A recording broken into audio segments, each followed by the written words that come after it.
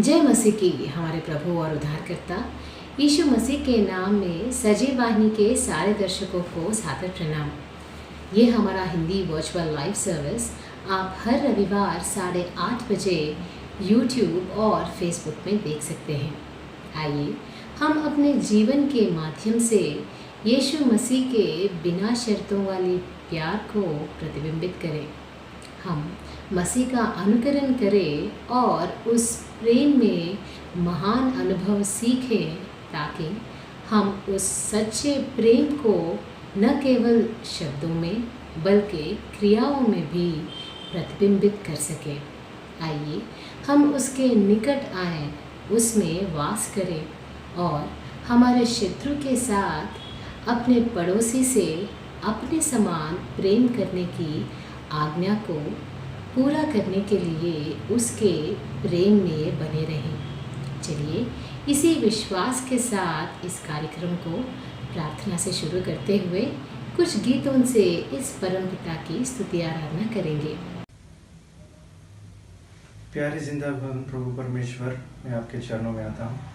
प्रभु जी, आपका बहुत बहुत धन्यवाद, आपने मुझे ये समय दिया ताकि मैं आपके चरणों में आऊँ। प्रभु जी, फिर से प्रभु जी हफ्ते प्रभु जी आज हम सजीव वाहिनी ऑनलाइन प्रेयर सर्विस में प्रभु जी शामिल होके मिलके आपकी स्तुति करना चाहते हैं, वचन सुनना चाहते हैं। पिछले हफ्ते प्रभु जी आपने हमसे बात किया, आपका बहुत बहुत धन्यवाद। फिर ये हफ्ते प्रभु जी हम चाहते हैं कि आप हमें वचन से प्रेरित करें। हम चाहते हैं कि हमारी ज़िंदगी बदले, हमारी ज़िंदगी के हर विषय में हम आपको देखना चाहते हैं और जीत पाना चाहते हैं। आप हमसे बात करिए और आज प्रभु जी हमारे आराधना में आप विराजमान हुई है। प्रभु जी आपने मुझे ये समय दिया, आपका बहुत बहुत धन्यवाद। आज के दास के आपके हाथों पे सौंपते हुए ये छोटी सी प्रार्थना सुनने के लिए धन्यवाद। यीशु मसीह के नाम पे मांगते हैं, आमीन।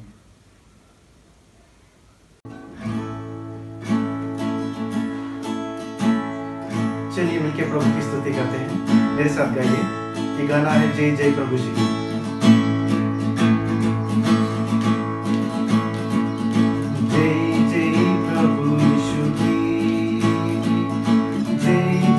प्रभु यीशु की हमको बचाने आए जगत में, उसकी स्तुति करो, गाओ खुशी के गीत। हे धरती है आकाश, आया मसीह जग में, पाप करने आज। फिर से गाते हैं, जय जय प्रभु यीशु की, जय जय प्रभु यीशु की हमको बचाने आया जगत में, उसकी स्तुति करो, गाओ खुशी के गीत। हालेलुया। हे धरती है आकाश, आया मसीह जग में,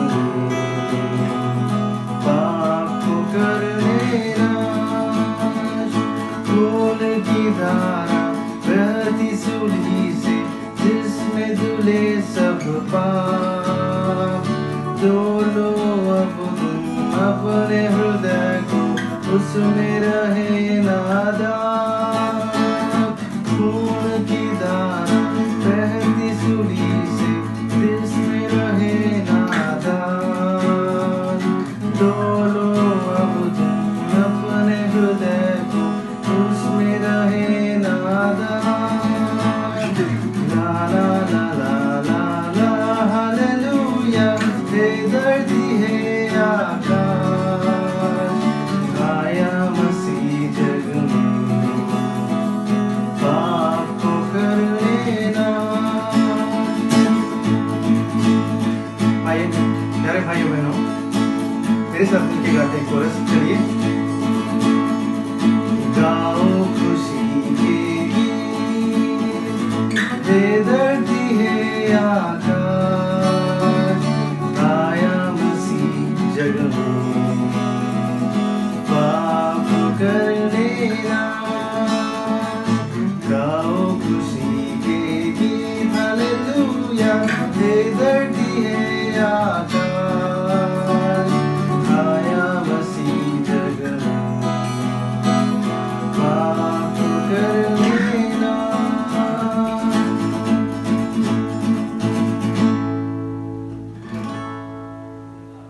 अभी समय है प्रभु संदेश का। प्रभु अपने वचनों के द्वारा हमसे बात करते हैं। चलिए सुनते हैं प्रभु की बातें उनके दास के द्वारा।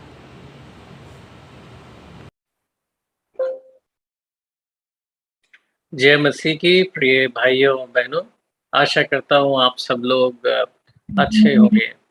आइए हम आज के संदेश में जाएंगे। आज के संदेश के लिए हम यूहन्ना रचित सुसमाचार उसके पहले अध्याय की 18वीं आयत पढ़ेंगे। यूहन्ना 1:18। इस आयत में लिखा हुआ है कि प्रभु यीशु मसीह के यहाँ पर पृथ्वी पर आने का उद्देश्य क्या था। एक उद्देश्य लिखा है, प्रभु के आने के कई उद्देश्य थे। सबसे महत्वपूर्ण उद्देश्य तो यही था कि हमें हमारे पापों से छुटकारा दिलाए और हमें उद्धार दें। पर उसके अलावा भी बहुत सारे और भी अलग अलग उद्देश्य नए नियम में लिखे हुए हैं प्रभु यीशु मसीह के इस पृथ्वी पर आने के। और इस आयत में एक बहुत ही महत्वपूर्ण उद्देश्य लिखा है। तो आइए इस आयत को पढ़ते हैं। यूहन्ना 18 पहला अध्याय 18वीं आयत। परमेश्वर को कभी किसी ने नहीं देखा है। तो इस आयत में यूहन्ना ने बोला कि जो परमेश्वर है उसको किसी ने कभी भी नहीं देखा है, किंतु इसमें एक जना है जिसने देखा है, किंतु परमेश्वर के एकमात्र पुत्र ने यानी प्रभु यीशु मसीह ने, तो परमेश्वर को केवल प्रभु यीशु मसीह ने देखा है, जो सदा परम पिता के साथ था। और कब से देखा है? हमेशा से। तो प्रभु यीशु मसीह पिता के साथ सदा से थे और उसने हम पर परमेश्वर को प्रकट किया। तो देखिए, यहाँ पे प्रभु यीशु मसीह के आने का एक उद्देश्य तो ये था कि हमारे ऊपर प्रकट करें कि परमेश्वर किस प्रकार है, कैसा है, क्योंकि किसी ने भी परमेश्वर को नहीं देखा है। अब ऐसे सोचिए, मान लीजिए किसी के बारे में आपको जानना है कि वो कैसा है, तो आप किसके पास जाएंगे? किसी ऐसे के पास जाएंगे जो उस जने के साथ रहा हो बहुत समय और उसको पास से जानता हो। और एक बात और होनी चाहिए, जिसके पास हम जा रहे हैं जानने के लिए वो बहुत ही एक विश्वास योग्य जना होना चाहिए, तभी हम किसी तीसरे व्यक्ति के बारे में जान सकते हैं। तो ना कि प्रभु यीशु मसीह पिता के साथ सदा से थे, पर उनका ये उद्देश्य था कि प्रकट करें लोगों के ऊपर कि परमेश्वर कैसे है। अलग अलग जगहों पे परमेश्वर को अलग अलग तरीके से लोग जानते हैं, अलग अलग तरीके से परमेश्वर को प्रकट करते हैं। और आप देखिए, अगर आदिवासी लोग भी हैं वो भी परमेश्वर को एक तरीके से सोचते हैं कि हाँ परमेश्वर ऐसा है, उसको ये चाहिए, उसको ऐसी बलि चाहिए या उसको इस प्रकार की चीजें पसंद है। पर किसी को भी बिल्कुल पक्के तौर पे नहीं पता था कि परमेश्वर किस स्वरूप का है, उसका हृदय कैसा है। सबको पता है कि परमेश्वर बहुत ही सर्वशक्तिशाली है, उसने सब चीजों की संरचना करी है, पर वो अपने हृदय से किस प्रकार का है। तो प्रभु यीशु मसीह ने यह प्रकट किया। प्रकाशित वाक्य में यह भी लिखा हुआ है प्रभु यीशु मसीह के बारे में, प्रकाशित वाक्य 3:14 में। यहाँ पे प्रभु यीशु मसीह ने लौदीसिया की कलीसिया को जब बोला था, तो अपने बारे में ये बोला था कि ये वचन जो है वो किसका है? जो आमीन है, जो विश्वास योग्य और सच्चा गवाह है। तो प्रभु यीशु मसीह एक विश्वास योग्य और सच्चे गवाह हैं, और जो उन्होंने परमेश्वर के बारे में बोला है उस पे हम विश्वास कर सकते हैं। तो ये एक उद्देश्य था। अब दूसरा प्रश्न आता है कि इस उद्देश्य को प्रभु यीशु मसीह ने कैसे पूरा किया? क्या बताया परमेश्वर के बारे में कि वो अपने हृदय में किस स्वरूप का है? तो आप सभी को पता होगा, प्रभु यीशु मसीह ने परमेश्वर का एक नया रूप बताया, और ये बताया कि परमेश्वर जो है वो पिता के समान है, एक प्रेमी पिता के समान है।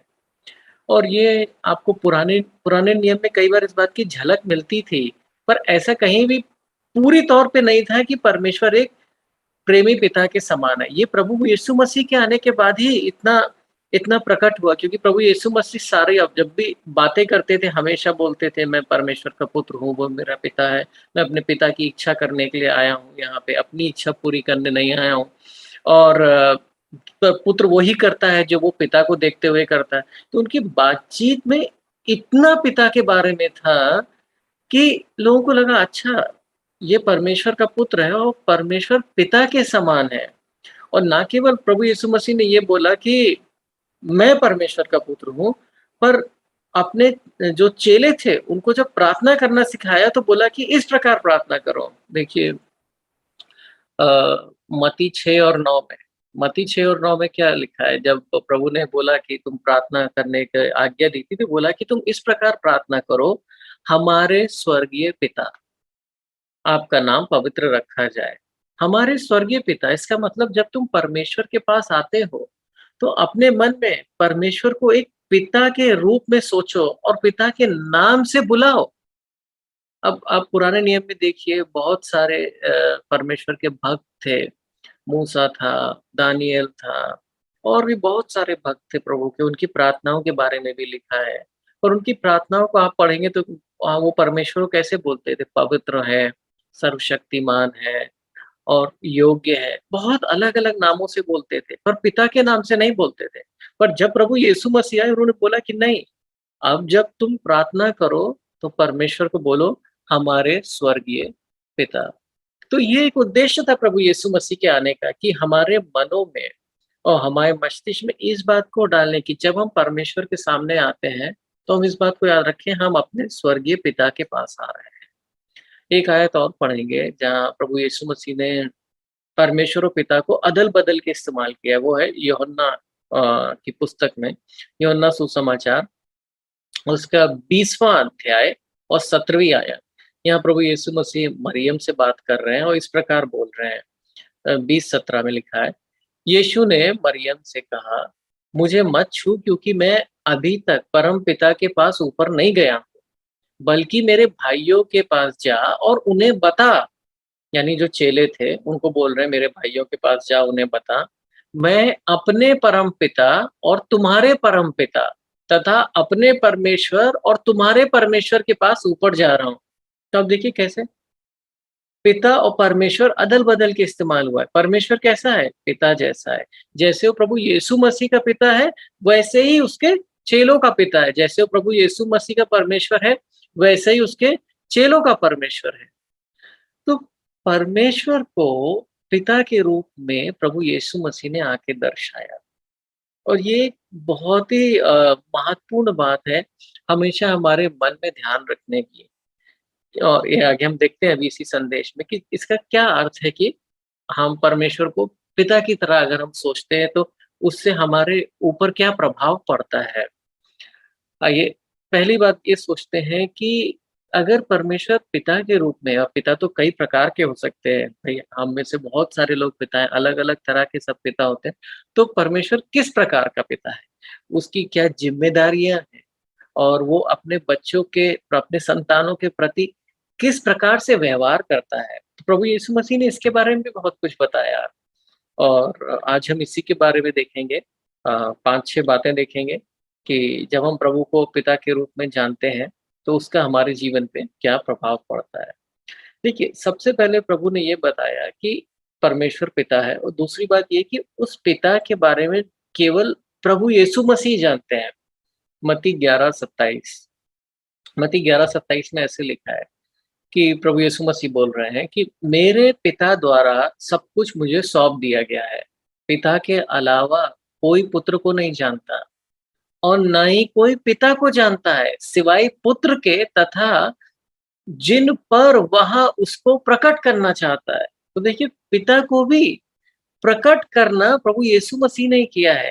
पहले तो ये दर्शाया कि परमेश्वर पिता है, फिर ये बताया कि पिता किस प्रकार का है। और ये तो हमें पता ही है कि जो पिता है वो प्रेम से भरा हुआ है। प्रभु यीशु मसीह ने सबसे पहले यही बताया और पिता ना केवल मतलब पूरे संसार से प्रेम करता है और पिता ने संसार से इतना प्रेम किया, इसीलिए अपना जो इकलौता पुत्र है उसे दे दिया कि जो भी कोई उस पुत्र पर विश्वास करे उसका विनाश नहीं हो परंतु वो अनंत जीवन पाए। और पिता ऐसा नहीं चाहता है कि किसी भी व्यक्ति को नष्ट हो। वो ये चाहता है कि सारे व्यक्ति अपने पापों का प्रायश्चित करें और अपना मन फिराएं और उससे दया लें और उसके पुत्र और पुत्री बने। तो कोई भी अविश्वासी हो उसके लिए भी पिता प्रेम की तरफ से देखता है और चाहता है कि उसका विनाश ना हो। पर आज हम देखना चाहते हैं कि जो लोग पिता के पुत्र और पुत्री हैं जिन्होंने प्रभु यीशु मसीह को ग्रहण किया है, अर्थात उसके नाम पर विश्वास किया है, और जिनको इस बात का अधिकार है कि वो उसको पिता के रूप में बुलाएं, उनके जीवन पे क्या प्रभाव पड़ता है। तो चलिए 5 बातें देखते हैं इस बारे में, हम सब लोगों के लिए जो जिन्होंने प्रभु यीशु मसीह को ग्रहण किया है और उस पे विश्वास करते हैं, और पिता स्वयं हमसे प्रेम करता है। तो सबसे पहली बात प्रभु यीशु मसीह ने ये बताई थी मत्ती 6:8 में, कि जब भी हम पिता के पास जाते हैं और मान लीजिए किसी भी बात की विनती करते हैं, तो पिता को हमारी ज़रूरत का एहसास हमारी विनती करने से पहले ही है। तो ये एक बहुत महत्वपूर्ण बात है कि जब भी हम पिता के पास जा रहे हैं, एक बार आयत पढ़ सकते हैं हम, मत्ती 6:8 एक बार पढ़ते हैं। मत्ती 6:8 में देखिए क्या लिखा है। प्रभु यीशु मसीह बता रहे थे कि किस प्रकार से प्रार्थना मत किया करो। इसलिए जो लोग विश्वासी नहीं है उनके समान ना बनो, और उनके उनकी तरह प्रार्थना मत करो, क्योंकि वो लोग जो है क्या है, बहुत एक ही बात को बार-बार बोलते रहते हैं, बार-बार बोलते रहते हैं, उसी चीज़ को दोहराते रहते हैं, इतनी बार, उतनी बार। प्रभु यीशु मसीह बोल रहे हैं उस तरीके से व्यर्थ में बार-बार दोहराने की ज़रूरत नहीं है। क्यों? मत्ती 6:8 में, क्योंकि तुम्हारे स्वर्गीय पिता को विनती करने से पहले ही तुम्हारी ज़रूरत का एहसास रहता है। तो वो ज़रूरत पिता को पहले ही पता रहती है हमारी विनती करने से पहले। तो ये क्या दर्शाता है? ये दर्शाता है कि पिता कितना हमारी ओर ध्यान देता है, और कितना हमारे बारे में दिलचस्पी लेता है, और कितना हमारे बारे में जानता है। आप सोचिए, अगर आपको किसी की ज़रूरत के बारे में पहले से ही किनकी ज़रूरतों के बारे में पता रहता है, जब वो माँगे, उन्हीं के बारे में जिनके बारे में आप बहुत सोचते हैं, विचारते हैं, जिनकी आप केयर करते हैं, उन्हीं लोगों की ज़रूरतों का आपको पहले एहसास होता है। तो वैसे ही पिता के साथ प्रभु ने बोला कि जब भी तुम विनती करने जाओ, ऐसा मत सोचो कि तुम्हें पिता को इसलिए बता रहे हो तुम क्योंकि उन्हें पता नहीं है। ऐसा नहीं है। तुम पिता को बता रहे हो क्योंकि पिता माँगने वालों को देता है, पर पिता को उस बारे में पता है, तुम्हारी ज़रूरत के बारे में पता है। तो ये जब भी हम प्रार्थना करते हैं, ये हमको अपने आप को याद दिलाना है, अपने आप को कि हाँ, पिता को इस बारे में पहले से ही पता है। तो ये सबसे पहली बात थी, ये क्या दिखाती है? हमें परमेश्वर जो पिता है, उसके प्रेम को, उसकी केयर को हमारे लिए। अब दूसरी बात क्या बताई? दूसरी बात ये बताई कि पिता बहुत ही उदार है, उदार मन का है, और हर प्रकार के अच्छे वरदान देना चाहता है। ऐसा नहीं कि वो रोकना चाहता है, पर वो देना चाहता है पिता। ये बोला था मत्ती उसके 7वें अध्याय में 11वीं आयत में। आइए पढ़ते हैं ये आयत। अ, यदि इसलिए यदि तुम चाहे बुरे ही क्यों ना हो, मतलब यहाँ पे प्रभु तुलना कर रहे हैं सांसारिक माता-पिताओं की अ, परमेश्वर पिता से। और एक बार 11वीं आयत भी पढ़ते हैं, पहले मैं 12वीं पढ़ रहा था, पहले 11वीं पढ़ते हैं। तो 11वीं आयत में लिखा है कि हाँ, इसलिए मत्ती 7:11, इसलिए चाहे तुम बुरे ही क्यों ना हो, जानते हो कि अपने बच्चों को अच्छे उपहार कैसे दिए जाते हैं। मतलब अगर बुरे माता-पिता भी चाहते हैं, जानते हैं कि अपने बच्चों को अच्छे उपहार कैसे देना है, तो निश्चय ही अ, स्वर्ग में स्थित तुम्हारा पिता अपने माँगने वालों को अच्छी वस्तुएँ क्यों ना देगा। और 9वीं आयत में बोला था कि तुम में से ऐसा पिता कौन है जिसका पुत्र उससे रोटी माँगे तो वह उससे पत्थर दे दे? ऐसा कोई भी नहीं है। 10वीं आयत में बोला था, या जब उससे मछली माँगे तो वह उसे साँप दे दे। बताओ कोई ऐसा करेगा क्या? ऐसा कोई नहीं करेगा। इसलिए जब तुम बुरे होकर, क्योंकि हम में बहुत ही स्वार्थ है हम सब में, भले ही हम माता-पिता हैं, फिर भी हम में अपना स्वार्थ है, और हम स्वार्थी हैं पाप के कारण। पर जबकि हम स्वार्थी होने के बाद जानते हैं अपने, भले ही दूसरों को नहीं, पर अपने संतानों को, अपने बच्चों को कैसे अच्छे उपहार दिए जाते हैं, तो परमेश्वर पिता जो प्रेम से भरा हुआ है, जिसमें कोई भी अपना स्वार्थ नहीं है, वो अपने माँगने वालों को क्यों नहीं अच्छी वस्तुएँ देगा। तो देखिए, ये प्रार्थना करने के लिए एक बहुत ही अच्छी आयत है कि हम जब पिता के सामने जाएँ, 2 बातें ध्यान रखनी है। एक तो कि उसे हमारी विनती के बारे में पता है, और दूसरा अगर हम माँगेंगे तो वो देगा। देखिए, ये बात ध्यान रखिए, मांगने वालों को देता है। उस पिता को पता पहले से ही है, पर जब हम मांगते हैं तब हमें मिलता है। मांगने वालों को मिलता है, खोजने वाले पाते हैं, है ना? खटखटाने वालों के लिए खुलता है। तो जब भी हम पिता के पास मांगे, अगर हमें इस बात का निश्चय है कि जो चीज़ हम माँग रहे हैं वो एक अच्छी वस्तु है, तो हम बहुत विश्वास से माँग सकते हैं। अगर वो वस्तु अगर हम अपने सांसारिक माता-पिता से माँगे, अगर वो हमें देने को तैयार हैं, तो इस आयत में क्या लिखा है कि जो स्वर्गीय पिता है वो तो और भी देने को तैयार होगा। तो यहाँ दूसरी बात बताई पिता के बारे में ना कि बहुत ही उदार मन का पिता है और अच्छी वस्तुएँ देना चाहता है। और याकूब ने तो एक बार लिखा था, आप याकूब उसके पहले अध्याय में जाइए और 17वीं आयत पढ़ते हैं। याकूब ने 17वीं आयत में लिखा कि हर एक अच्छा वरदान और दान ऊपर से ही अर्थात ज्योतियों के पिता की ओर से आता है, जिसमें कोई परिवर्तन और अदल-बदल नहीं है। तो उसने बोला हर एक अच्छी वस्तु जो है, वो हमारा पिता दे रहा है हमें।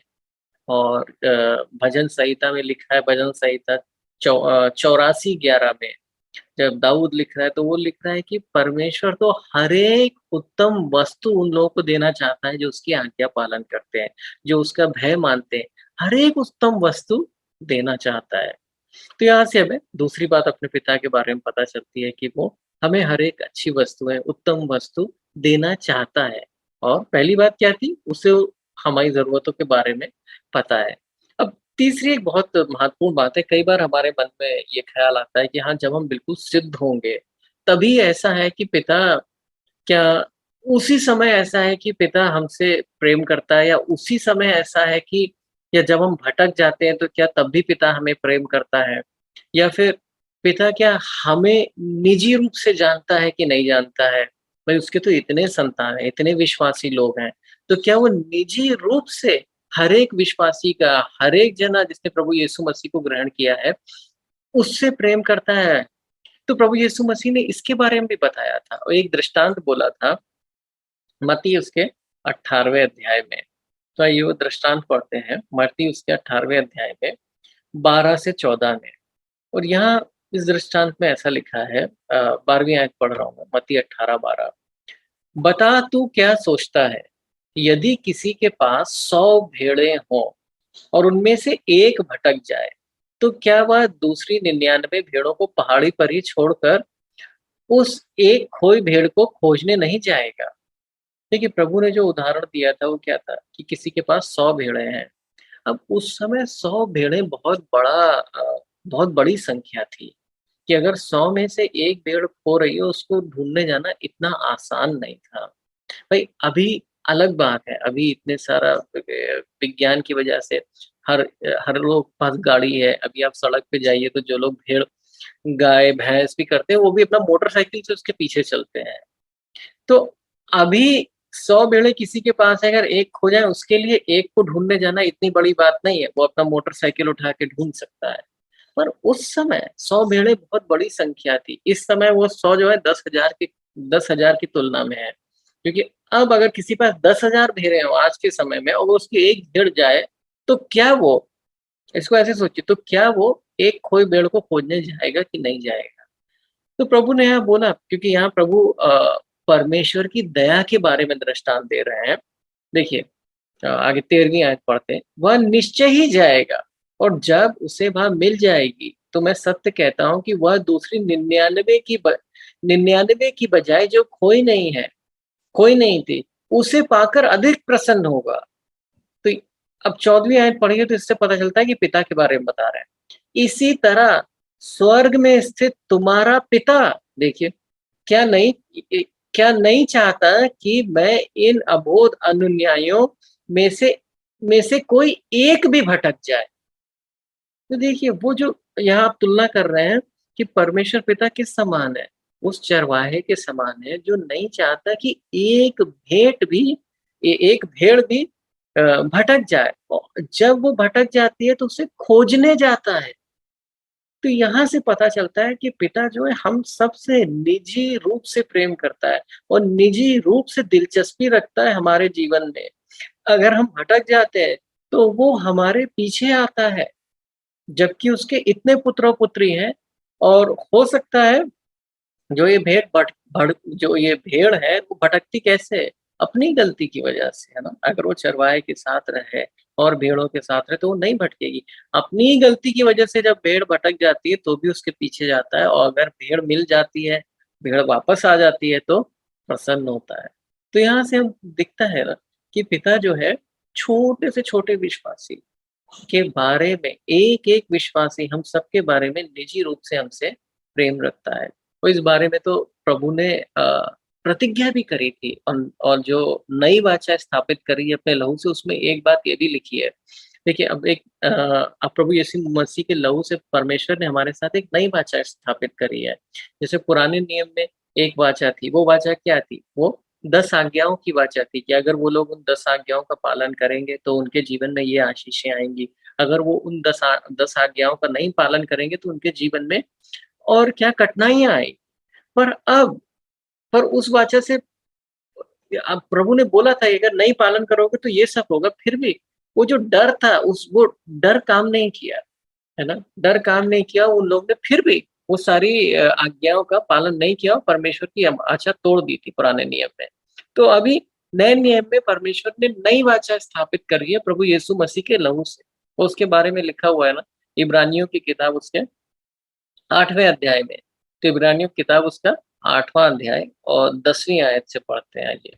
तो 10वीं आयत में लिखा हुआ है कि अ, उन दिनों के बाद इज़राइल के वंशज के साथ जो वाचा मैंने जो वाचा मैं स्थापित करूँगा वो यह है, प्रभु का यह कहना है, मैं उनके मस्तिष्क में अपनी व्यवस्थाएँ भरूँगा।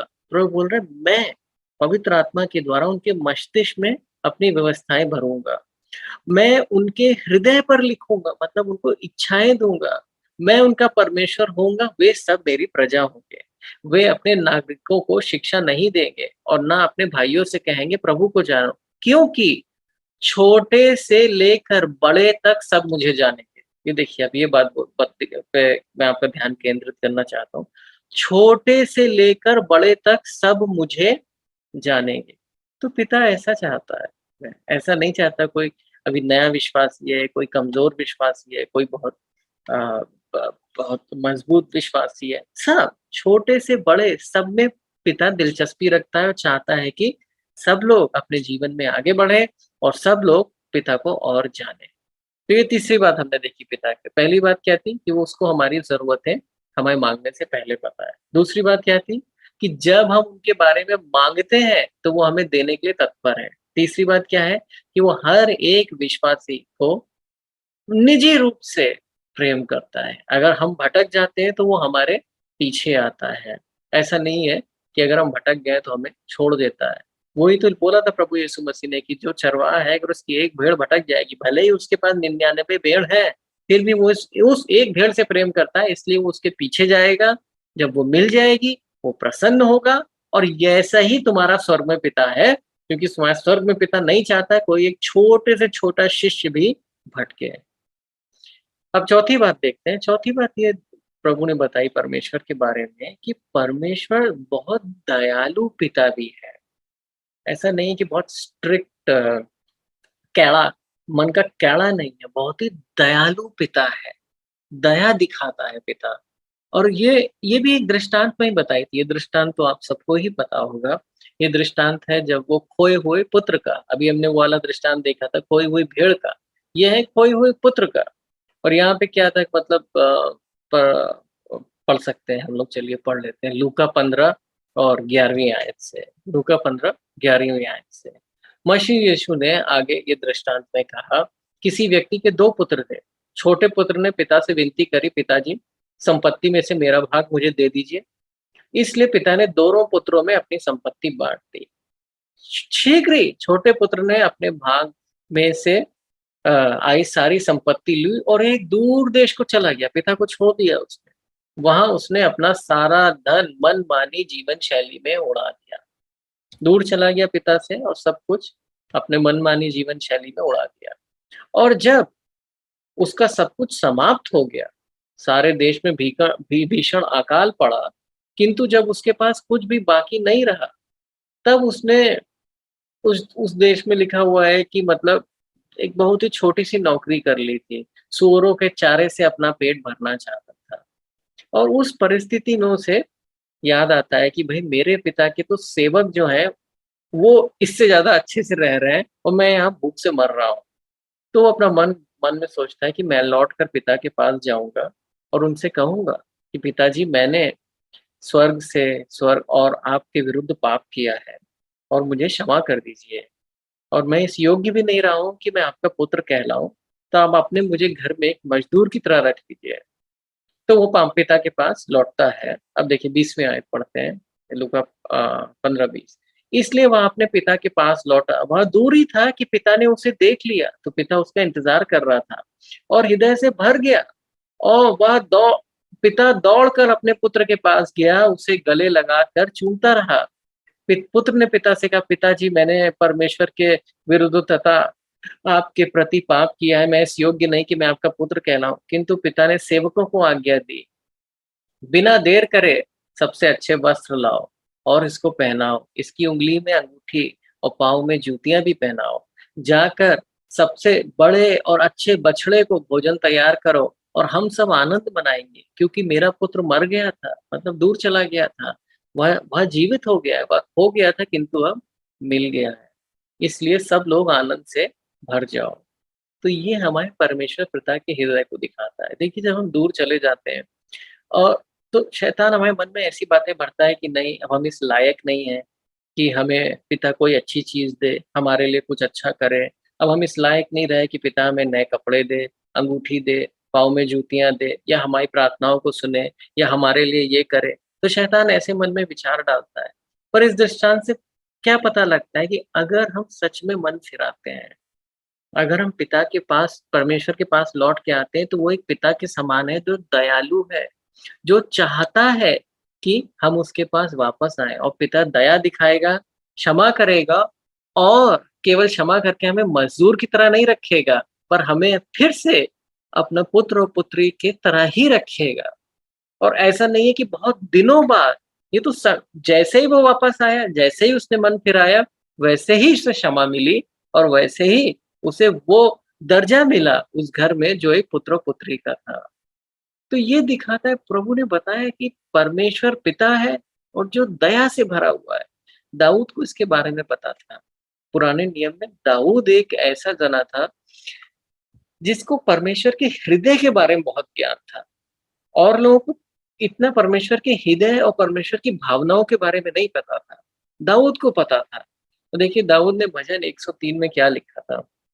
भजन 103 हम 12 से 17 पढ़ते हैं।